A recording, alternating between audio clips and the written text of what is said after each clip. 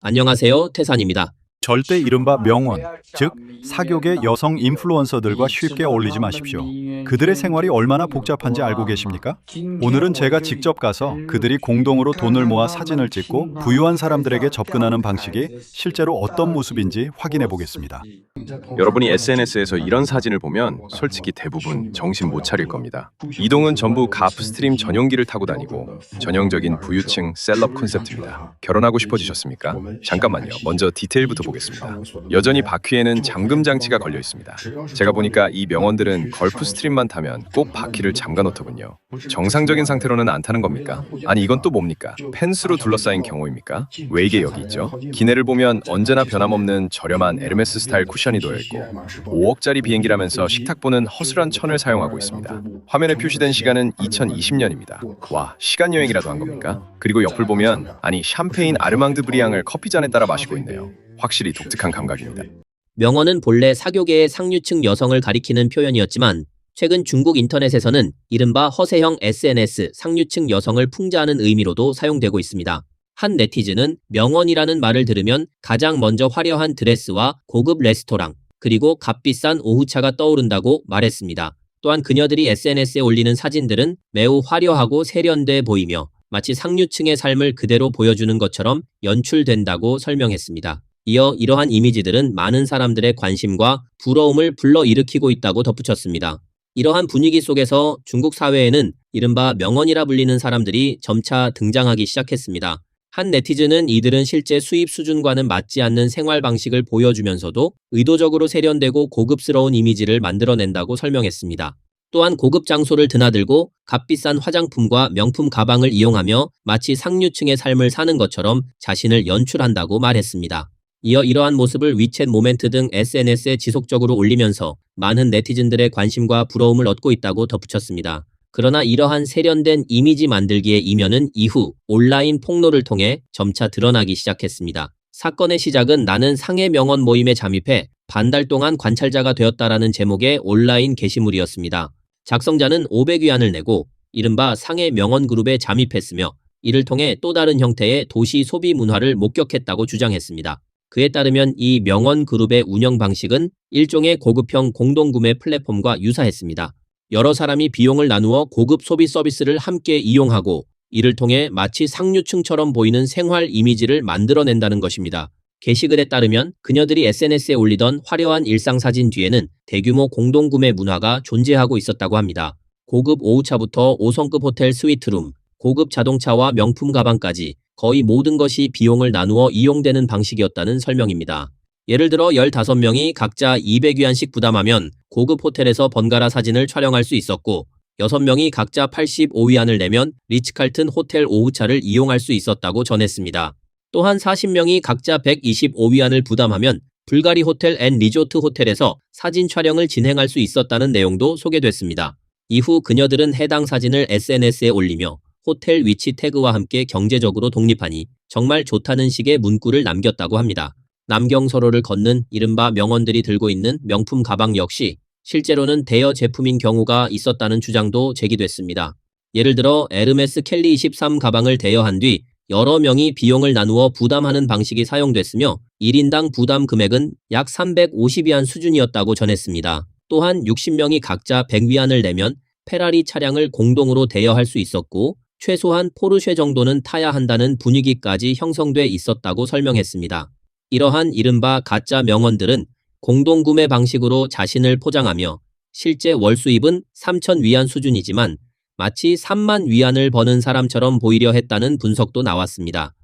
일부는 부유한 배우자를 만나기 위해 또 다른 일부는 관심과 조회수를 확보해 향후 라이브 커머스 활동으로 연결하기 위해 이 같은 방식을 선택했다는 것입니다.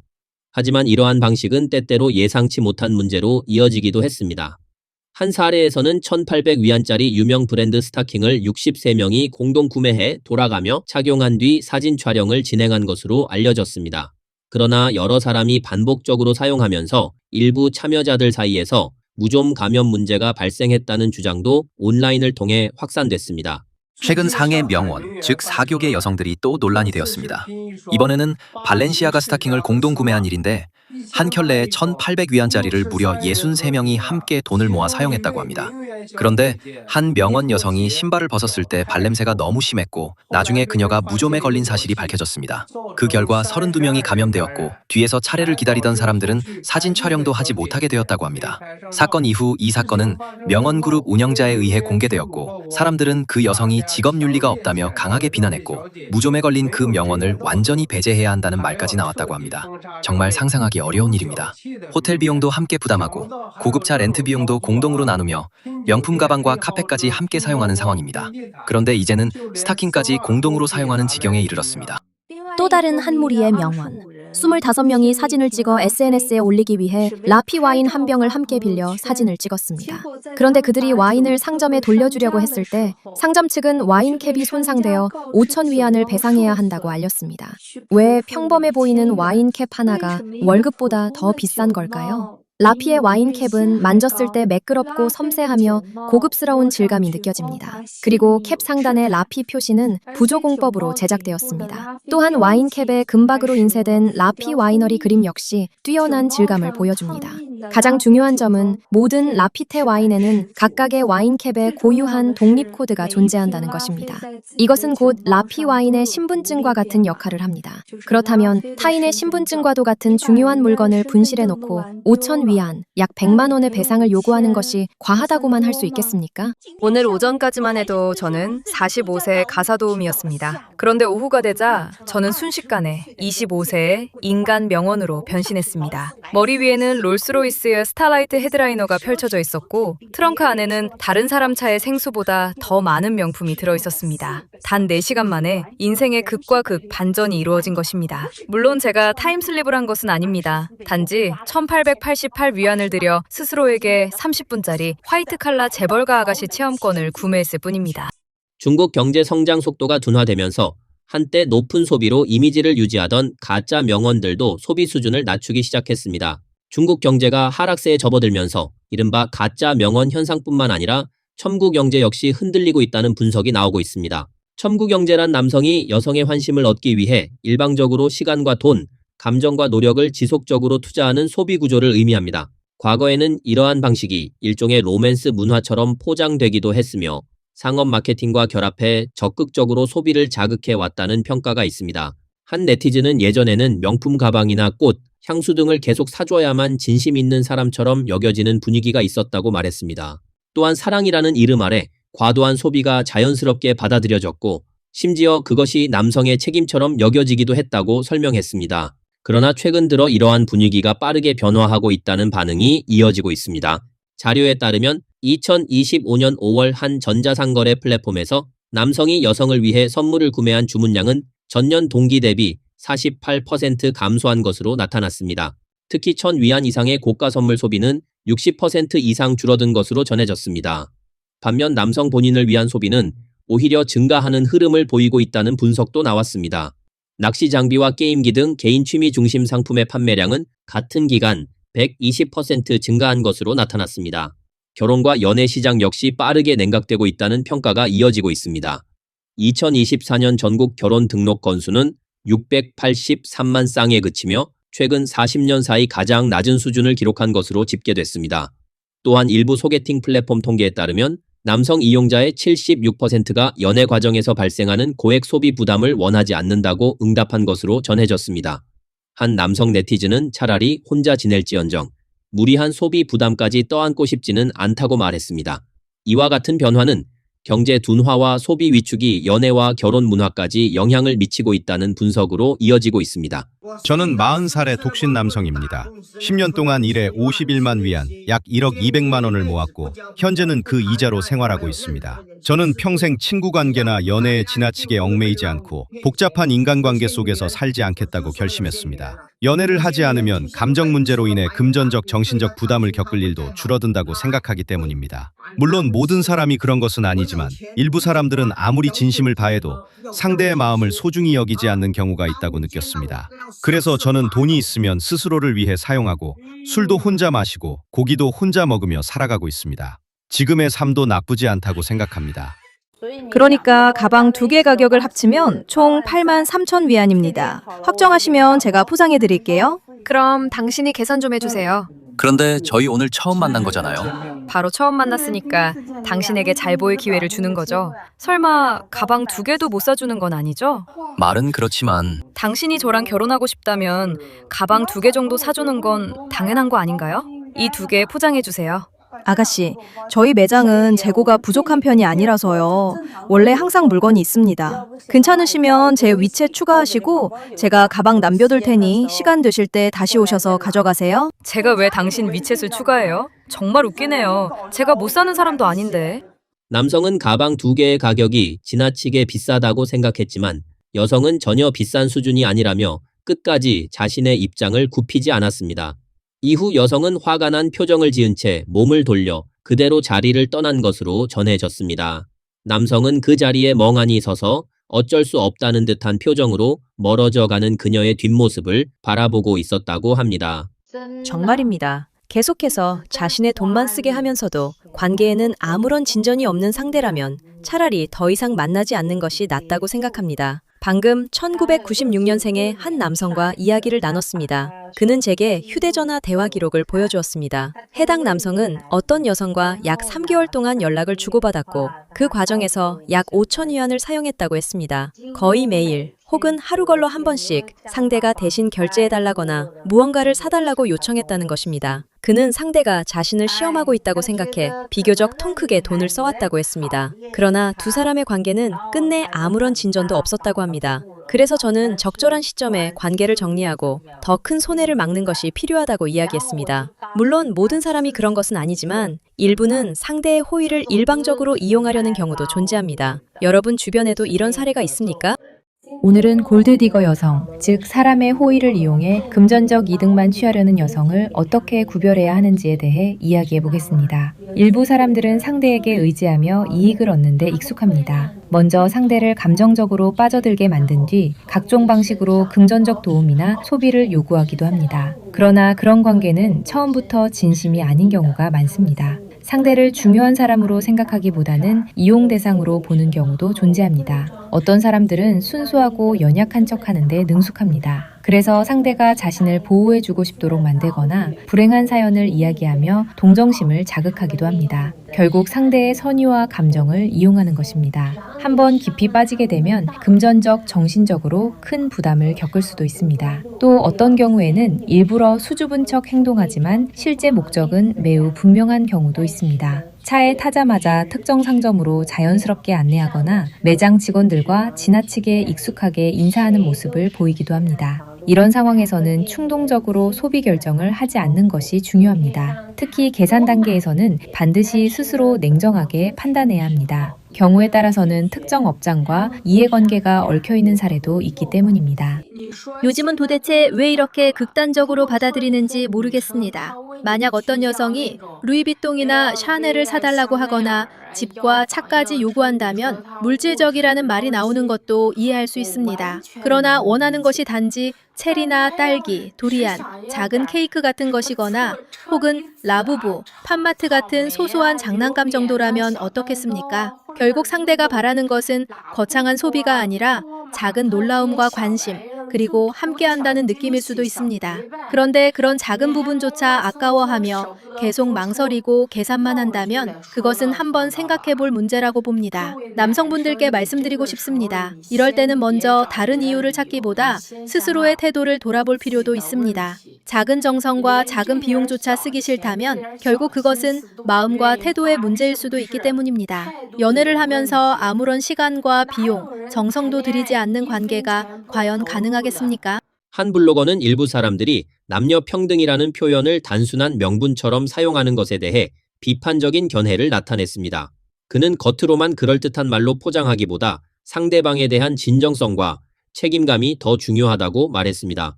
또한 만약 끝까지 자신이 생각하는 방식의 평등만을 고집할 생각이라면 상대방의 시간과 감정을 소모시키기보다 보다 진심 있게 관계를 대할 수 있는 사람에게 기회를 주는 편이 낫다는 의견을 밝혔습니다. 연애를 할 때는 이 남성이 정말 당신에게 잘해주고 있는 것인지, 당신을 위해 헌신하고 있는 것인지, 아니면 단지 자신의 욕구를 충족시키고 있는 것인지를 분명하게 구별할 필요가 있습니다. 이 둘 사이에는 생각보다 큰 차이가 존재합니다. 예를 하나 들어보겠습니다. 어떤 남성이 당신을 데리고 식사를 하거나 데이트를 하고 여러 소비를 하며 시간을 보낸다고 가정해 보겠습니다.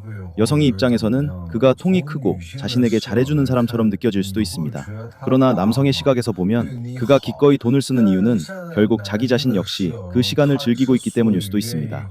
그는 식사를 하면서 자신의 취향에 맞는 여성이 곁에 있어주기를 원하고 그 과정 속에서 정서적인 만족감 또한 얻고 있는 것입니다. 따라서 단순히 돈을 쓰고 소비를 한다는 이유만으로 그것이 곧 진심 어린 헌신이라고 단정할 수는 없습니다.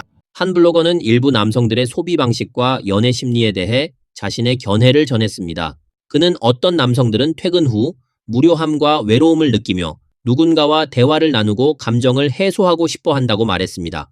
또한 주말에 혼자 집에 있기 싫어 함께 외출할 상대를 찾는 경우도 있으며 이 과정에서 여자친구의 존재가 그들의 심리적 욕구를 충족시켜주는 역할을 한다고 설명했습니다. 그는 이런 상황에서는 남성이 비교적 기꺼이 돈을 쓰는 경우가 많다며 그 이유는 결국 본인 역시 직접적인 만족과 즐거움을 얻기 때문이라고 주장했습니다. 이어 그는 여행을 예로 들었습니다. 남성이 여성과 함께 여행을 가며 항공권과 호텔, 식비와 음료 비용까지 부담할 경우 상대 여성은 그를 매우 통큰 사람으로 느낄 수 있다고 말했습니다. 그러나 실제로는 그 남성이 원래부터 여행 자체를 원하고 있었고 여성은 그 여행에 함께 초대된 존재일 수도 있다는 것입니다. 그는 결국 중심은 어디까지나 그 자신이며 여성과 함께 시간을 보내는 과정 자체에서 그 역시 만족과 즐거움을 얻고 있는 것이라고 설명했습니다. 또한 아름다운 여성과 동행하며 편안하고 즐거운 시간을 보낼 수 있기 때문에 그 입장에서는 그 비용이 충분히 가치 있다고 느끼게 된다고 덧붙였습니다. 블로거는 여성들에게 남성이 돈을 쓰거나 무언가를 해줬다는 이유만으로 곧바로 나를 위해 희생한다, 나에게 특별히 잘해준다고 단정하지 말라고 조언했습니다. 그는 많은 경우 그러한 행동 역시 상대방 자신의 욕구를 충족시키기 위한 것이며 여성이 얻는 부분은 그 과정에서 자연스럽게 함께 제공되는 결과일 수 있다고 주장했습니다. 만약 여러분이 지나치게 인색한 남성을 만나본 적이 있다면 아마 몇 가지 공통적인 특징을 발견했을 것입니다. 예를 들어 외식할 때면 그는 항상 공동구매 할인이나 최저가만 찾습니다. 명절이나 생일 같은 날이 다가오면 어떻게든 자연스럽게 넘어가거나 슬쩍 피하려고 하는 경우도 많습니다. 만약 우리가 직접 이유를 물어보면 어떤 사람은 갑자기 연락을 줄이거나 관계를 피하려 하고 또 어떤 사람은 여자들은 그렇게 물질적이면 안 된다 라고 당당하게 말하기도 합니다. 그러나 문제는 그의 경제적 조건이 결코 나쁘지 않다는 점입니다. 자기 자신을 위해서는 아낌없이 소비하면서도 상대에게는 지나치게 계산적으로 행동하는 경우가 있다는 것입니다. 사실 저는 여기서 한 가지 중요한 점을 말하고 싶습니다. 한 블로거는 남성의 이른바 인색한 태도가 단순히 경제적 문제 때문만은 아닐 수 있다고 주장했습니다. 그녀는 많은 경우 상대 여성을 자신의 미래 계획 안에 포함시키지 않았거나 삶에서 그다지 중요한 존재로 여기지 않기 때문에 그러한 태도가 나타나는 것이라고 설명했습니다. 이어 그녀는 여성들이 특정 유형의 남성을 만났을 경우 가능한 한 빨리 관계를 정리하고 감정적, 경제적 손실을 줄이는 것이 좋다고 조언했습니다. 첫 번째 유형은 끊임없이 형편이 어렵다며 경제적 어려움을 강조하는 남성이라고 말했습니다. 그녀는 이런 사람들의 경우 자신의 부담을 반복적으로 이야기함으로써 상대 여성의 기대치를 낮추고 스스로 투자하거나 베풀지 않는 것에 대한 명분을 만들려는 경향이 있다고 주장했습니다. 두 번째 유형은 자기 자신에게는 매우 후하면서도 여성에게만 유난히 인색한 남성이라고 설명했습니다. 특히 경제적 조건이 나쁘지 않은 사람일수록 자신의 소비에는 돈을 아끼지 않으면서도 상대 여성에게는 지나치게 계산적으로 행동하는 경우가 있다고 말했습니다. 그녀는 이러한 태도에 대해서는 오히려 더욱 경계할 필요가 있다고 강조했습니다. 왜 요즘 남성들은 여성에게 구애할 때 돈 쓰는 것을 점점 부담스러워하게 된 것일까요? 우선 가장 큰 이유 중 하나는 연애 비용 자체가 갈수록 과도하게 높아지고 있기 때문입니다. 예를 들어 여성에게 주는 돈이 들어있는 붉은 봉투, 즉 홍바오가 520위안보다 적으면 남성이 무시당하거나 비웃음을 받는 분위기가 생기기도 합니다. 게다가 연애를 시작한 이후에도 관계를 유지하는 데 들어가는 비용은 상당히 큽니다. 대부분의 평범한 사람들은 한 달에 몇천 위안 정도를 벌고 있습니다. 생활비를 제외하면 실제로 자유롭게 사용할 수 있는 돈은 많지 않습니다. 여기에 앞으로 집과 차를 마련하고 결혼 비용이나 각종 지출까지 고려하게 되면 심리적인 부담은 더욱 커질 수밖에 없습니다. 두 번째 이유는 돈을 써도 반드시 관계의 진전이나 보답으로 이어지지 않는다고 느끼는 사람들이 많아졌기 때문입니다. 예전에는 상대에게 마음이 없으면 호의를 비교적 분명하게 거절하는 경우가 많았습니다. 그러나 지금은 선물을 받는 것과 감정을 받아들이는 것이 반드시 같은 의미는 아닌 경우도 많습니다. 이런 상황이 반복되다 보니 일부 사람들은 일방적인 소비와 희생을 계속 이어가는데 피로감을 느끼게 된 것입니다. 골드디거 여성들의 대표적인 방식은 상대를 데리고 거리나 쇼핑몰을 돌아다니며 가방이나 자동차, 옷 등 각종 물건을 사달라고 요구하는 것입니다. 그리고 만약 원하는 것을 사주지 않으면 곧바로 나를 사랑하지 않는 것 아니냐 라는 식으로 감정적인 압박을 주기도 합니다. 게다가 많은 명품 브랜드 매장들은 이런 골드디거 여성들이 미리 답사를 해두는 경우가 많습니다. 그리고는 당신에게 보여주며 그 가방을 손에 든 채 절대 내려놓지 않습니다. 마치 여우 같은 눈빛으로 빤히 바라보는데 그러면 당신은 사주지 않을 수가 없게 됩니다. 그런데 막상 다 사고 나면 그녀는 곧바로 나 피곤해 집에 갈래 라고 말합니다. 당신과 시간을 보내려 하지도 않고 그저 당신을 자동 현금 인출기처럼 여기는 것입니다. 한 블로거는 더 이상 순진하게 이용당하지 말아야 한다고 말하며 일부 연애 관계에서 나타나는 금전 중심적 태도에 대해 경계심을 드러냈습니다. 그는 만약 주변에 지나치게 계산적인 태도를 보이는 사람이 있다면 가능한 빨리 거리를 두는 것이 좋다고 주장했습니다. 또한 심한 경우에는 관계를 완전히 끊는 것이 오히려 자신을 보호하는 방법이 될 수 있다고 말했습니다. 그는 이른바 꽃뱀들의 방식은 결국 일정한 패턴을 가지고 있다고 주장했습니다. 즉 상대방이 먼저 돈과 감정을 지속적으로 투자하게 만든 뒤 충분히 이익을 얻고 나면 관계를 일방적으로 정리해버리는 경우가 있다는 것입니다. 어떤 남성이 당신에게 돈 쓰는 것을 지나치게 아까워한다면 그것이 어떤 의미인지 생각해 볼 필요가 있습니다. 이것은 단순히 인색한 성격의 문제가 아니라 관계를 바라보는 태도와도 연결될 수 있기 때문입니다. 친밀한 관계 속에서 많은 사람들은 자신이 상대에게 얼마나 시간과 노력, 자원을 투자하고 싶은지를 스스로 잘 알고 있습니다. 즉, 몰라서 하지 않는 것이 아니라 우선순위에서 밀려있기 때문에 행동으로 이어지지 않는 경우도 있다는 것입니다. 남성의 세계에서 돈은 단순한 소비 수단만을 의미하지 않는다고 말하는 사람들도 있습니다. 때로는 관심과 책임감, 그리고 상대를 얼마나 중요하게 생각하는지를 보여주는 방식이 되기도 합니다. 한 남성이 자신의 한정된 시간과 자원을 기꺼이 상대에게 투자한다는 것은 그 사람을 자신의 미래와 삶의 계획 안에 포함시키고 있다는 의미로 해석될 수도 있습니다. 결국 그것은 하나의 진심이자 관계에 대한 장기적인 의지의 표현일 수 있습니다. 한 블로거는 일부 남성들이 연애 관계에서 매우 냉담한 태도를 보이면서도 상대방을 위해 돈을 쓰는 것은 꺼려하고 정작 먼저 이별을 말하지는 않는 경우가 있다고 설명했습니다. 그는 이러한 관계가 지속될 경우 상대방에게 정서적인 소모와 피로감을 줄 수 있다고 말했습니다. 이어 이런 유형의 남자친구를 만났을 때 여성은 어떻게 해야 하느냐는 질문에 대해 오히려 관계를 단호하게 정리하는 편이 나을 수 있다고 조언했습니다. 그녀는 가능한 한 빨리 관계를 끊고 더 큰 상처를 막는 것이 중요하며 이후 자신과 가치관이나 생활 방식이 더 잘 맞는 사람을 새롭게 만나는 것이 좋다고 주장했습니다. 남성이 관계 속에서 투자하거나 베풀기를 원하지 않는 이유는 크게 두 가지로 나눌 수 있다고 생각합니다. 첫 번째는 정말로 경제적, 현실적인 여유가 없는 경우입니다. 만약 그런 사람을 선택했다면 상대의 상황을 이해하고 스스로도 그 현실을 받아들이는 과정이 필요할 수 있습니다. 그리고 그런 관계에서는 한쪽이 지나치게 모든 것을 감당하려 하기보다 스스로를 먼저 지키는 것이 중요합니다. 두 번째는 능력과 여유는 충분하지만 단지 상대에게 쓰고 싶어 하지 않는 경우입니다. 이런 유형이라면 굳이 감정적으로 매달리기보다 조용히 거리를 두는 편이 더 나을 수도 있습니다. 상대가 당신에게 진심을 보이지 않는다면 당신 역시 일방적으로 애쓰며 자신을 소모할 필요는 없습니다. 세상에는 다양한 사람이 존재합니다. 한 사람에게만 모든 감정과 기대를 걸 필요는 없습니다. 새로운 사람을 만나보고 새로운 관계를 경험하며 자신의 삶과 목표에 더 집중해 보시기 바랍니다. 스스로를 가꾸고 운동도 하고 바쁘고 건강하게 살아가다 보면 결국 자신을 소중하게 여겨주는 사람과 자연스럽게 만나게 될 수도 있습니다. 오늘 뉴스는 여기까지입니다. 시청해 주셔서 감사합니다.